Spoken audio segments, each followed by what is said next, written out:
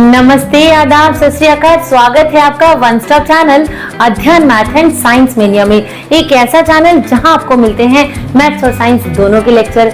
तो दोस्तों, मैं हूं शालिनी और मैं आज आपके लिए लेके आई हूं क्लास 10 बायोलॉजी का लाइफ प्रोसेस चैप्टर। आज की इस वीडियो में हम लोग रेस्पिरेशन के बारे में बात करेंगे। बहुत मजा आने वाला है, बहुत इंटरेस्टिंग टॉपिक है। तो बच्चों, इंपॉर्टेंट भी है एग्जामिनेशन पॉइंट ऑफ व्यू से। बहुत सारे क्वेश्चंस इसमें से उठ के आते हैं, ठीक है। तो वो हम लोग डिस्कस करते जाएंगे। साथ के साथ आप लोग नोटबुक और पेन ले लीजिए और साथ के साथ नोट्स बनाते रहिए।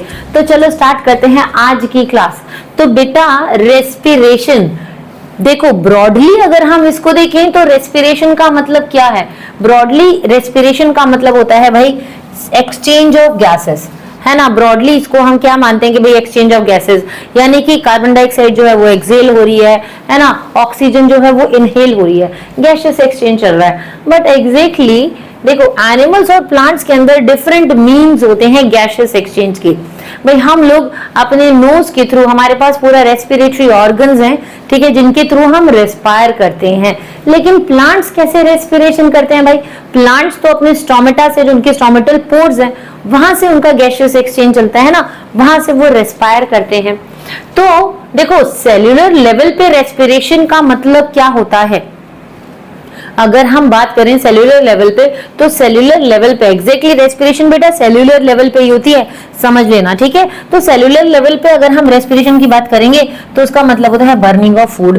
बर्निंग ऑफ फूड का मतलब क्या हुआ कि भाई हमने ऑक्सीजन इनहेल की, हमने ऑक्सीजन अंदर ली। अब क्या होगा हमारे बॉडी के अंदर, आपने अभी पढ़ा था ना कि इनऑर्गेनिक सब्सटेंसेस जो हैं वो ऑर्गेनिक सब्सटेंसेस में कन्वर्ट होते हैं, जैसे कि ग्लूकोज। अब क्या होगा कि ग्लूकोज हमारे सेल के अंदर तो है ना। अब क्या होगा, ऑक्सीजन हमने इनहेल की, वो ऑक्सीजन जो है हीमोग्लोबिन के साथ वाइंड अप होके उस सेल तक पहुंचेगी। जब उस सेल तक ऑक्सीजन पहुंची तो क्या होगा, अब वो ऑक्सीजन उस ग्लूकोज के साथ केमिकली रिएक्ट करेगी और उस ग्लूकोज को बर्न करेगी। और उस ग्लूकोज को बर्न करने के बाद क्या इवॉल्व होगा, ऑक्सीजन जो है वो क्या इवॉल्व करेगी, वो एनर्जी रिलीज करेगी, ठीक है। केमिकली जब ऑक्सीजन ग्लूकोज के साथ रिएक्ट करेगी तो क्या रिलीज करेगी, ऑक्सीजन रिलीज करेगी। और वेस्ट प्रोडक्ट में क्या छूट जाएगा, उसमें कार्बन डाइऑक्साइड एंड वाटर। तो ये जो बर्निंग ऑफ फूड है ये किस लिए हो रही है, ताकि एनर्जी जनरेट हो सके भाई, बहुत सारी हमारी अलग अलग लाइफ प्रोसेसेस के लिए। ऑलराइट, तो सेल्यूलर रेस्पिरेशन जो है वो प्रेजेंस और एब्सेंस में दोनों में होती है। किसकी प्रेजेंस और किसकी एब्सेंस, ऑक्सीजन की। भाई सेल्यूलर रेस्पिरेशन ऑक्सीजन की प्रेजेंस और ऑक्सीजन की एब्सेंस दोनों में होती है। जैसे कि अभी आपको बताया कि भाई ग्लूकोज, हमारे फूड से हमें क्या मिला, ग्लूकोज मिला, ठीक है। अभी ये ग्लूकोज क्या करेगा बेटा, अब ये ग्लूकोज क्या करेगा, ग्लूकोज और ऑक्सीजन मिलके क्या बनाएंगे, एनर्जी बनाएंगे। किस फॉर्म में बनाएंगे, एटीपी की फॉर्म में। एटीपी क्या होता है, एडेनोसाइन ट्राइफॉस्फेट, ठीक है। एटीपी मॉलिक्यूल की फॉर्म में एनर्जी जो है वो बनेगी और as a by product carbon dioxide और वाटर भी रिलीज करेंगे। ऑलराइट, अभी हम इसको और डिटेल में पढ़ रहे हैं। तो जो एटीपी है इसको सेल की एक्टिविटीज के लिए यूज किया जाता है, फर्दर एक्टिविटीज के लिए सेल जो है वो इसको यूज करता है, ठीक है। तो अब देखो, डाइजेशन का तो प्रोसेस हुआ है ना, डाइजेशन का प्रोसेस हुआ और उससे एनर्जी भी डिराइव की, है ना, उससे एनर्जी भी डिराइव की। एसिमिलेशन हुआ। अब वो जो एसिमिलेशन है, जो एनर्जी मिली है, उस एनर्जी को हमारी बॉडी दो तरह से यूज करेगी, ठीक है, दो कामों के लिए यूज करेगी। पहला कि भाई एज अ फ्यूल उसको यूज करेगी कि भाई बहुत सारी एक्टिविटीज जो परफॉर्म करनी है, ठीक है, उसमें एज अ फ्यूल यूज करेगी। दूसरा, ग्रोथ और रेस्पिरेशन के लिए कि जो सेल्स हैं, जो टिश्यूज हैं भाई, वो भी तो ग्रो करेंगे, रेस्पायर करेंगे, ठीक है। तो जो डाइजेस्टेड फूड है उसकी एनर्जी को दो तरह से यूज किया जाता है, एज अ फ्यूल और as a for growth and respire of body and tissues, ठीक है। तो अब देखो, जैसे हम ये कहते हैं कि फूड जो है वो डाइजेस्ट हुआ, है ना, और एसिमिलेट हुआ। इसका मतलब क्या हुआ कि जो मॉलिक्यूल्स हैं, फूड एसिमिलेट हुआ, उसके जो मॉलिक्यूल्स हैं वो किस में ब्रेक डाउन हुए हैं, सिंपल सब्सटेंसेस में, छोटे छोटे सब्सटेंसेस में, स्मॉलर पार्ट्स में ब्रेक डाउन हुए हैं उसके मॉलिक्यूल्स, ठीक है। अब ये जो मॉलिक्यूल्स हैं, एसिमिलेट का मतलब क्या होता है बेटा, अभी पीछे पढ़ा था ना हमने, एसिमिलेशन का मतलब होता है कि जो डाइजेस्टेड फूड है उसमें से एनर्जी डिराइव करना, ठीक है, उसमें से एनर्जी डिराइव करना इज एसिमिलेशन। कि भाई अब खाना तो जो है हमने जो है वो डाइजेस्ट हो गया, अब्जॉर्प्शन का भी प्रोसेस हो गया। अब जो अब्जॉर्प्शन का जो प्रोसेस हुआ है अब उससे एनर्जी डिराइव होगी, दैट इज एसिमिलेशन, ठीक है। तो फूड जो है वो डाइजेस्ट हुआ और एसिमिलेट हुआ, इसका मतलब क्या हुआ, जो मॉलिक्यूल्स हैं वो ब्रेक डाउन होंगे किसमें, स्मॉलर पार्ट्स में। ये जो मॉलिक्यूल्स हैं अब इनको यूज किया जाएगा कैसे, कि भाई एनर्जी को यूज किया जाएगा, इन मॉलिक्यूल्स को यूज किया जाएगा ताकि उससे एनर्जी डिराइव की जा सके, ठीक है। These molecule have to be used and energy has to be released from them। ये मॉलिक्यूल जो है यूज किए जाएंगे और इसमें से एनर्जी जो है जो रिलीज होगी वो भी यूज की जाएगी।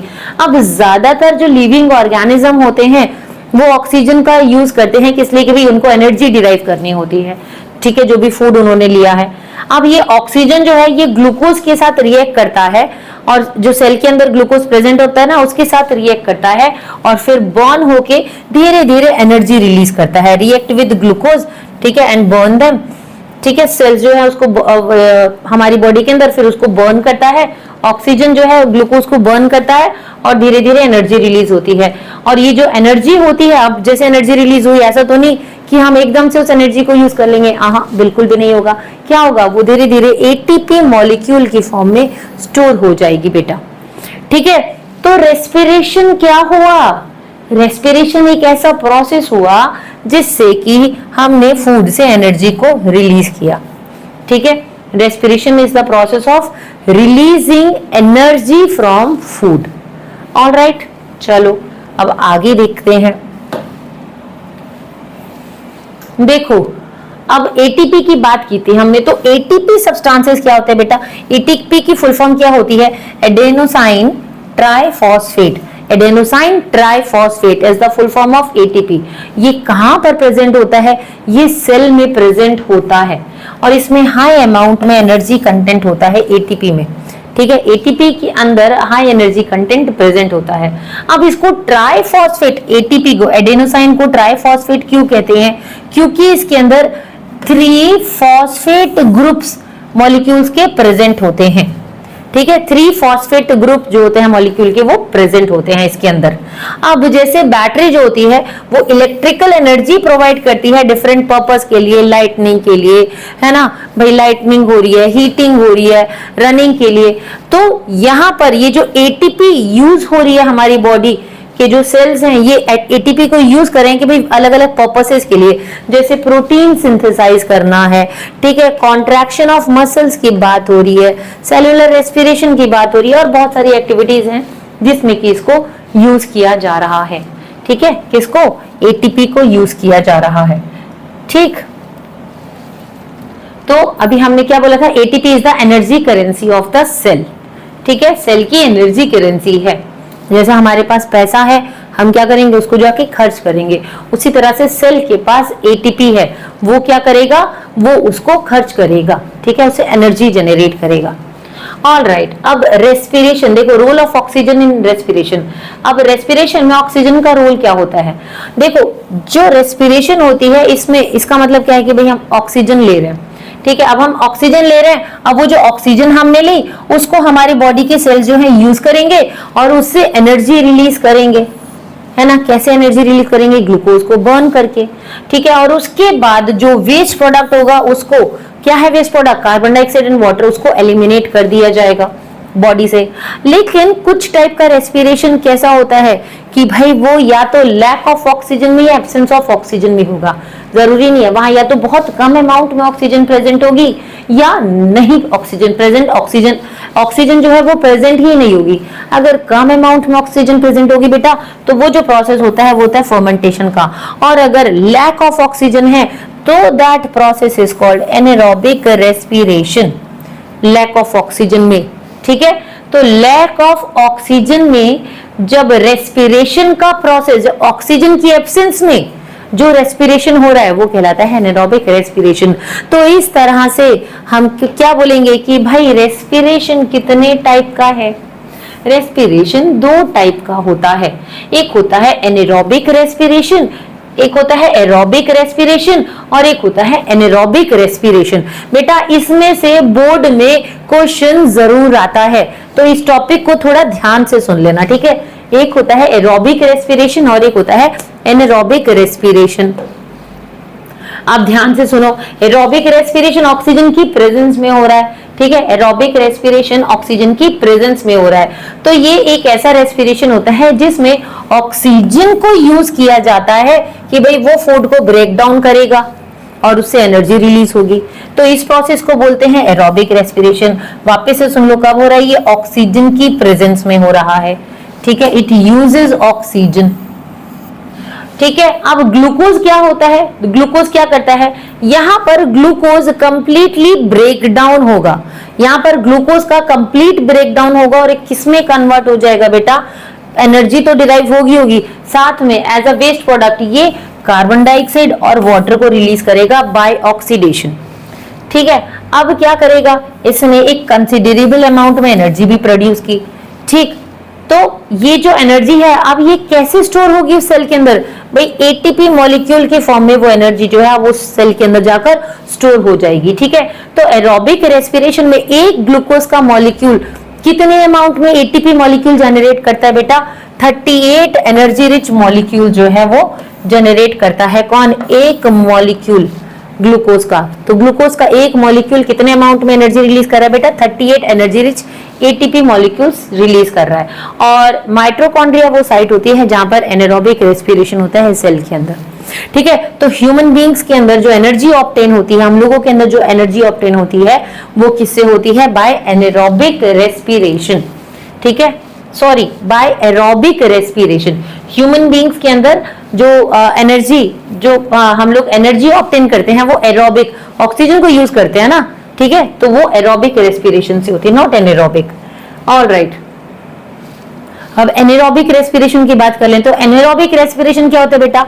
जो ऑक्सीजन की एब्सेंस में हो रहा है, यानी कि यहाँ पर रेस्पिरेशन तो हो रहा है लेकिन ऑक्सीजन की एब्सेंस में हो रहा है, ठीक है। अब यहाँ पर जो बाय प्रोडक्ट मिलेंगे वो क्या होंगे? देखो, the respiration which takes place without oxygen is called anaerobic respiration. तो एनेरोबिक रेस्पिरेशन ऑर्गेनिजम्स में कौन से माइक्रो ऑर्गेनिज्म में होता है? जैसे यीस्ट हो गया। यीस्ट क्या करता है बेटा? वो ग्लूकोज को तोड़ेगा, ठीक है, लेकिन यहाँ ऑक्सीजन तो है नहीं, ऑक्सीजन तो है नहीं, ऑक्सीजन की एब्सेंस में हो रहा है। अब यहाँ पर ग्लूकोज टूटने के बाद क्या रिलीज करेगा? किस में कन्वर्ट होगा? इथेनॉल, यानी कि अल्कोहल में कन्वर्ट होगा, ठीक है। इथेनॉल एंड कार्बन डाइऑक्साइड, ठीक है, और उससे एनर्जी रिलीज होगी, ठीक है। तो यहाँ ग्लूकोज ब्रेक डाउन होगा, किस में कन्वर्ट होगा? Ethanol and carbon dioxide. और एरोबिक रेस्पिरेशन में जब ग्लूकोज ब्रेक डाउन हो रहा था तो किस में कन्वर्ट हो रहा था? जल्दी बताओ, जल्दी बताओ, बोलो। Energy plus carbon dioxide plus water. और यहाँ पर ग्लूकोज ब्रेक डाउन हुआ तो उसने क्या रिलीज किया? उसने बनाया अल्कोहल, यानी कि इथेनॉल एंड कार्बन डाइऑक्साइड और एनर्जी रिलीज की। अब ये जो यहाँ पर जो शुगर का ब्रेक डाउन हुआ है, यीस्ट ने इसको जो ब्रेक डाउन किया है उसने क्या बनाया है? अल्कोहल बनाया है in the absence of oxygen. तो इस प्रोसेस को बोलते हैं फर्मेंटेशन, यानी कि यीस्ट ने एयर की एब्सेंस में जो शुगर का ब्रेक डाउन किया है उसने उससे क्या बनाया है? अल्कोहल बनाया है। तो इस प्रोसेस को क्या बोलते हैं? फर्मेंटेशन बोलते हैं, ठीक है। अब देखो, जो भी एनर्जी यहाँ पर प्रोड्यूस हुई है, जैसे वहां पर एक ग्लूकोज मॉलिक्यूल जब ब्रेक डाउन हुआ था तो उसने 38 ATP energy rich molecule generate किए थे एरोबिक रेस्पिरेशन में। लेकिन एनेरोबिक में बेटा एक ग्लूकोज का मॉलिक्यूल जब ब्रेक डाउन होगा, टूटेगा, तो सिर्फ 2 एटीपी एनर्जी रिच मॉलिक्यूल जो है वो जनरेट करेगा, ठीक है। तो वहां कंसिडरेबल अमाउंट में था, लेकिन यहाँ पर तो इतना कम है, ठीक है, ये कंसिडरेबल अमाउंट है ही नहीं as compare to aerobic respiration. तो अगर हम फर्मेंटेशन रिएक्शन की बात करेंगे तो देखो, C12H22O11 ये क्या होता है? ये माल्टोज होता है, शुगर होता है, ठीक है, प्लस वाटर। तो शुगर प्लस वाटर जो है, जब ये आपस में इन्होंने रिएक्ट किया तो इन्होंने क्या बनाया? इन्होंने बनाया ग्लूकोज, ठीक है, in the absence of air, air की एब्सेंस में, ठीक। अब क्या होगा? ये ग्लूकोज जो है, ये ग्लूकोज जब फर्दर ब्रेक डाउन होगा, ठीक है, एयर की एब्सेंस में जब ये ग्लूकोज फर्दर ब्रेक डाउन होगा तो ये क्या बनाएगा? ये बनाएगा इथेनॉल प्लस कार्बन डाइऑक्साइड। वापस से सुनो, देखो C12H2211 माल्टोस है, जब इसने वाटर के साथ जब केमिकली कंबाइन हुआ तो इसने बनाया ग्लूकोज। अब ये ग्लूकोज जो है फर्दर एयर की एब्सेंस में क्या बनाएगा, ये बनाएगा ethanol plus carbon dioxide. Alright, चलो अब आगे देखते हैं। देखो भाई, तो अब ह्यूमन के जो मसल सेल्स होते हैं बेटा, वो भी एनारोबिकली रेस्पायर करते हैं। कब? जब हम बहुत ज्यादा एक्सरसाइज कर लेते हैं, काफी दिनों बाद जब हम एक्सरसाइज करते हैं या काफी दिनों बाद बैडमिंटन खेल के आते हैं, तो क्या बोलते हैं, अरे बाप रे मेरे हाथ में दर्द हो रहा है। तो पूछते हैं क्यों? अरे बहुत दिनों बाद मैंने बैडमिंटन खेला, ऐसा होता है ना। या बहुत दिनों बाद वर्कआउट करो, है ना, तो क्या होता है, बॉडी में क्रैम्प्स पड़ते हैं ना, बॉडी में पेन होता है। तो एग्जैक्टली ऐसा होता क्यों है? देखो, जब हम बहुत टाइम बाद वर्कआउट करते हैं तो ऑक्सीजन जो है वो हमारे मसल सेल में तेजी से जो है वो क्या हो जाती है, फास्टर डिफ्यूज हो जाती है, ठीक है, और then can be supplied by the blood. अब क्या होगा, अब ब्लड के अंदर वो जो एनर्जी मिली, वो एनर्जी जो है वो ब्लड के अंदर सप्लाई होगी, हर एक सेल के पास जाएगी। लेकिन क्या उतने अमाउंट में ऑक्सीजन पहुंची? अगर मान लो आपको बहुत तेज प्यास लगी है, ठीक है, और आपको सिर्फ इतना सा पानी, आधा ग्लास पानी दिया जाए तो आप पी लोगे, आपको पता भी नहीं चलेगा। उसी तरह से हमारी बॉडी के साथ भी होता है कि जब हम बहुत हाई लेवल पे बहुत टाइम बाद एक्सरसाइज स्टार्ट करते हैं तो एनर्जी तो रिलीज होती है, ठीक है भाई, ऑक्सीजन तो जाती है, लेकिन जितने अमाउंट में रिक्वायरमेंट होती है उतने अमाउंट में नहीं जाती है, ठीक है। तो क्या होता है, अब यहाँ पर एनर्जी तो ऑब्टेन की, लेकिन क्या होगा, ये जो मसल सेल ने एनर्जी तो ऑब्टेन की, ठीक है, लेकिन एनारोबिक रेस्पिरेशन से उसने एनर्जी जो है वो अटेन की, ठीक है, एनारोबिक रेस्पिरेशन से उसने एनर्जी गेन की। अब क्या होगा भाई, यहाँ पर अब ये जो ग्लूकोज है ये ब्रेक डाउन होगा, क्योंकि सेल में ग्लूकोज तो प्रेजेंट है ही है, लेकिन ऑक्सीजन एक्सेस अमाउंट में पहुंचा नहीं है, बहुत कम अमाउंट में ऑक्सीजन पहुंचा है। अब ग्लूकोज जो है वो ब्रेक डाउन होगा ऑक्सीजन की एब्सेंस में, और क्या बनेगा, वो क्या बनाएगा, वो बनाएगा बेटा लैक्टिक एसिड, ठीक है। ऑक्सीजन तो ब्रेक डाउन, ग्लूकोज तो ब्रेक डाउन होगा, लेकिन ऑक्सीजन है नहीं, तो क्या बनाएगा, वो लैक्टिक एसिड बनाएगा। अब ये जो लैक्टिक एसिड जो है ये एक्यूमुलेट होता है हमारे मसल सेल्स के अंदर, जिसकी वजह से हमें क्रैम्प्स जो है वो फील होते हैं, ठीक। तो अब ये जो क्रैम्प्स हैं इनसे हमें रिलीफ कैसे मिल सकता है? अगर हम हॉट बाथ लें, गर्म पानी से नहाएंगे तो हमारी बॉडी का जो ब्लड सर्कुलेशन होता है वो बढ़ जाता है। अब जब ब्लड सर्कुलेशन बढ़ जाता है तो इससे हमारी बॉडी में फिर ऑक्सीजन जो है वो जाने लगती है एक्सेस अमाउंट में, ठीक है। जब ऑक्सीजन जाती है तो वो ऑक्सीजन हर एक सेल तक पहुंचती है, वहां पर जो लैक्टिक एसिड होता है फिर वो लैक्टिक एसिड को ऑक्सीजन ब्रेक डाउन करती है और उसको कार्बन डाइऑक्साइड एंड वाटर में कन्वर्ट करती है, जिससे कि हमें रिलीफ फील होता है। ऑलराइट, तो देखो ग्लूकोज का एक मॉलिक्यूल था, ठीक है, साइटोप्लाज्म के अंदर, ये किसमें कन्वर्ट हुआ, पायरुवेट में, पायरुवेट के 2 मॉलिक्यूल्स में कन्वर्ट हुआ, ठीक है। अब ये जो पायरुवेट है ये ऑक्सीजन की एब्सेंस में, मसल्स के अंदर ऑक्सीजन की एब्सेंस में किसमें कन्वर्ट होगा, 2 लैक्टिक एसिड प्लस 2 एटीपी की फॉर्म में कन्वर्ट होगा। अभी घबराओ मत, सिर्फ इस इक्वेशन को लिख लो, अभी हम बहुत डिटेल में इसमें पढ़ने वाले हैं, ठीक है, तो सब कुछ आपको अच्छे से समझ आ जाएगा। ओके, देखो बेटा, अब देखो होता क्या है, ग्लूकोज क्या होता है, ग्लूकोज के अंदर 6 कार्बन के एटम्स होते हैं ना। कार्बन की अगर हम एटम्स की बात करेंगे तो ग्लूकोज में कितने कार्बन के एटम्स हैं बेटा, देखो 6 है, C6 है ना, ये C6, 6 कार्बन एटम्स हैं। अब जो ऑक्सीडेशन होगा ग्लूकोज के अंदर पायरुवेट एसिड में, उस प्रोसेस को हम क्या बोलते हैं, उस प्रोसेस को बोलते हैं ग्लाइकोलाइसिस, ठीक है। पायरुवेट में जो ऑक्सीडेशन होगा ग्लूकोज का, उस प्रोसेस को बोलेंगे ग्लाइकोलाइसिस। यानी कि अगर मैं बात करूं कि भाई एक मॉलिक्यूल ग्लूकोज का क्या प्रोड्यूस करेगा, 2 पायरुवेट को प्रोड्यूस करेगा। तो यहाँ 6 मॉलिक्यूल्स है, तो यहाँ पर 3 यहाँ 3 यहाँ, तो 6 हो गए ना, तो 2 पायरुवेट जो है यहाँ पर 3-3 कार्बन के प्रोड्यूस हुए हैं। बात समझ आई। अब ये जो पायरुविक एसिड है इसके अंदर 3 कार्बन कंपाउंड्स हैं, है ना, इस पायरुवेट एसिड के अंदर 3 कार्बन कंपाउंड है। अब क्या होगा ये भी देखते जाओ। देखो बेटा, फेट ऑफ पायरुवेट, यानी कि पायरुवेट की जो पावर है वो किस पे डिपेंड करती है कि भाई रेस्पिरेशन के टाइम पे सेल में ऑक्सीजन प्रेजेंट है या नहीं है। ठीक है, कि अगर ऑक्सीजन प्रेजेंट है तो पायरुवेट जो है वो क्या बनाएगी, क्या फॉर्म करेगी, और अगर ऑक्सीजन एब्सेंस है यानी कि ऑक्सीजन अगर सेल के अंदर प्रेजेंट नहीं है तो पायरुवेट क्या बनाएगा। अब देखो, अगर ऑक्सीजन प्रेजेंट है सेल के अंदर, ध्यान से सुनना, अगर सेल के अंदर ऑक्सीजन प्रेजेंट है तो पायरुवेट जो है वो कंप्लीटली कार्बन डाइऑक्साइड और वाटर में ऑक्सीडाइज हो जाएगा और लार्ज अमाउंट में एटीपी मॉलिक्यूल्स जनरेट करेगा। ठीक है, अगर ऑक्सीजन प्रेजेंट है सेल के अंदर तो पायरुवेट कंप्लीटली कार्बन डाइऑक्साइड और वाटर में ऑक्सीडाइज हो जाएगा और बहुत सारी एटीपी मॉलिक्यूल्स एनर्जी को जनरेट करेगा। लेकिन अगर सेल के अंदर ऑक्सीजन प्रेजेंट नहीं है तो क्या होगा, ऑक्सीजन की एब्सेंस में पायरुवेट या तो इथेनॉल में कन्वर्ट हो जाएगा। ठीक है, इथेनॉल और कार्बन डाइऑक्साइड, इथेनॉल क्या बेटा, अल्कोहल। ठीक है, तो या तो इथेनॉल और कार्बन डाइऑक्साइड में कन्वर्ट हो जाएगा। किसके अंदर, ये यीस्ट की बात हो रही है, और ह्यूमन बींग्स के अंदर वो किस में कन्वर्ट हो जाएगा बेटा, लैक्टिक एसिड में। तो ये डिपेंड करता है, ये प्रोसेस जो है डिपेंड करता है कि भाई ये हो किस में रहा है। ठीक है, कौन सा, कि लैक ऑफ ऑक्सीजन का, कि बनेगा क्या, इथेनॉल और कार्बन डाइऑक्साइड किसके अंदर बनेगा, यीस्ट के अंदर। और अगर एनिमल्स की, ह्यूमन बींग्स की बात करेंगे तो उनमें अगर ऑक्सीजन की एब्सेंस में हो रहा है तो ये किसमें, ये लैक्टिक एसिड बनाएगा पायरुवेट। ठीक है, तो पायरुवेट जो है वो अगर ऑक्सीजन की प्रेजेंस में हो रहा है तो carbon dioxide plus water produce करेगा in the form of ATP molecules, और अगर पायरुवेट लैक ऑफ ऑक्सीजन के टाइम पे सेल के अंदर आया है तो ये क्या बनाएगा, ये इथेनॉल प्लस वाटर बनाएगा। ठीक है, या यीस्ट के अंदर या ह्यूमन बींग्स के अंदर ये लैक्टिक एसिड की फॉर्मेशन करेगा। ऑल राइट, आगे देख लेते हैं अब हम जरा। अब डिफरेंस क्या होता है बेटा एरोबिक और एनारोबिक रेस्पिरेशन में, ये ध्यान से सुन लो।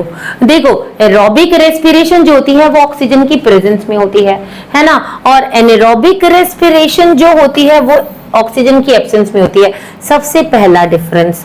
सेकंड डिफरेंस कि भाई इसमें कंप्लीट ऑक्सीडेशन होता है ग्लूकोज का, है ना, और जो कि किस में कन्वर्ट होता है, क्या बनाता है, carbon dioxide and water. Energy तो जनरेट कर ही रहा है, साथ में एज अ बाय प्रोडक्ट क्या दे रहा है, कार्बन डाइऑक्साइड एंड वाटर। और यहाँ तो एरोबिक में कंप्लीट ऑक्सीडेशन हुआ ग्लूकोज का, यहाँ इनकम्प्लीट ऑक्सीडेशन हुआ, और ये क्या बना रहा है बेटा, अल्कोहल और lactic acid and carbon dioxide की फॉर्मेशन करेगा। ठीक है, अब ये किसके अंदर हो रहा है, aerobic respiration plants and animals दोनों में हो रहा है।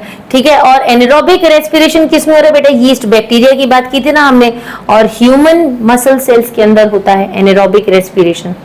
अब एरोबिक रेस्पिरेशन में हर एक मॉलिक्यूल जो होता है ग्लूकोज का वो 38 मॉलिक्यूल ऑफ एटीपी जनरेट करता है, और एनारोबिक रेस्पिरेशन में यहाँ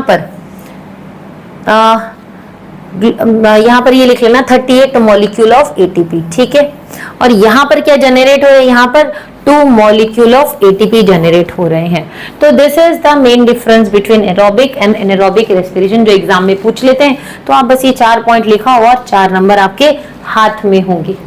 ठीक है, तो चलो आगे देखते हैं, आगे क्या है। अरे भाई ये तो बोर्ड खुल गया। देखो, अब 3 पाथवे होते हैं पायरुवेट की फॉर्मेशन के बाद। भाई 3 चीजें हो सकती हैं। ठीक है, एक तो भाई देखो, पहले ग्लूकोज से पायरुवेट बना, पायरुवेट कैसे रिएक्ट करेगा, ठीक है, उसका फेट क्या होगा, 3 तरह से कि भाई एक तो ऑक्सीजन की एब्सेंस में होगा, एक लैक ऑफ ऑक्सीजन यानी कि जब ऑक्सीजन कम है तब होगा, और एक प्रेजेंस ऑफ ऑक्सीजन। ठीक है, तो देखो बेटा, in absence of oxygen, oxygen की एब्सेंस में यीस्ट में पायरुवेट क्या बनाएगा बेटा, किसमें कन्वर्ट होगा, इथेनॉल एंड कार्बन डाइऑक्साइड, और स्मॉल अमाउंट में एनर्जी रिलीज करेगा। ठीक है, in absence of oxygen small amount में एनर्जी रिलीज करेगा। This is called fermentation. तो जो एब्सेंस में होता है वो फर्मेंटेशन का प्रोसेस है। ठीक है, तो ये क्या है तुम्हारा C6H12O6, ग्लूकोज किस में कन्वर्ट हुआ, पायरुवेट में, और पायरुवेट ने क्या बनाया, ethanol plus carbon dioxide plus 2 ATP energy को इसने रिलीज किया। ठीक है, आगे देखो, अब in the absence of oxygen. Next, अब यहाँ पर लैक ऑफ ऑक्सीजन, जैसे हमारा स्केलेटल मसल है, यहाँ पर ऑक्सीजन का लैक है। ठीक है, तो यहाँ पर क्या होगा, ये जो सेल्स होते हैं हमारे, लैक ऑफ ऑक्सीजन की वजह से यहाँ पर एनारोबिक रेस्पिरेशन होता है। तो जब हमारे जो मसल्स हैं बहुत ज्यादा ओवरवर्क कर लेते हैं तो ब्लड सप्लाई जो होती है वो ऑक्सीजन उतना फास्ट एनफ ऑक्सीजन जो है वो प्रोवाइड नहीं कर पाती। Blood can not supply oxygen fast enough for aerobic respiration. ठीक है, तो जब हम एक्सेस अमाउंट में वर्कआउट कर लेते हैं तो भाई हमारी बॉडी को एक्सेस अमाउंट में ऑक्सीजन भी चाहिए, हाफ रहे होते हैं, लेकिन क्योंकि काफी टाइम बाद हम लोग कर रहे होते हैं तो एक्सेस अमाउंट में ऑक्सीजन पहुंच नहीं पाती है। तो यहाँ पर पायरुवेट जो है वो किस में कन्वर्ट होते हैं बेटा? लैक्टिक एसिड में कन्वर्ट होते हैं पायरुवेट। ठीक है, तो लैक्टिक एसिड में कन्वर्ट होते हैं तो ये क्या करते हैं, हमारे मसल्स में क्रैम्प्स होते हैं, उसकी वजह से एक्टिविटी जो हम सडनली परफॉर्म करते हैं उसकी वजह से क्रैम्प्स होते हैं। तो अभी बताया कि हॉट वाटर बाथ हमको लेनी चाहिए, उससे ब्लड सर्कुलेशन बढ़ता है और वो जो ऑक्सीजन जो है वो लैक्टिक एसिड के साथ जाके रिएक्ट करता है और कार्बन डाइऑक्साइड और वाटर में कन्वर्ट कर देता है, जिससे हमें रिलीफ फील होता है। ठीक है, तो ग्लूकोज कन्वर्ट हुआ पायरुवेट में और पायरुवेट ने लैक्टिक एसिड में कन्वर्ट किया, lactic acid plus energy 2 ATP energy. तो इसका क्या फॉर्मूला है बेटा, केमिकल फॉर्मूला CH3CHO ठीक है, प्लस एनर्जी। ये लिख लेना आप लोग। ठीक है, अब नेक्स्ट है कि अगर ऑक्सीजन की एब्सेंस में होगा तो क्या होता है। ये तो जस्ट अभी हमने देख ही लिया, ये हमने पढ़ ही लिया है ना पूरा का पूरा अच्छे से। तो यहाँ पर carbon dioxide plus water plus energy 38 ATP molecules ये जनरेट कर रहा है। अब इसको हम दोबारा नहीं बता रहे हैं, कहाँ हो रहा है, ये माइटोकॉन्ड्रिया के अंदर।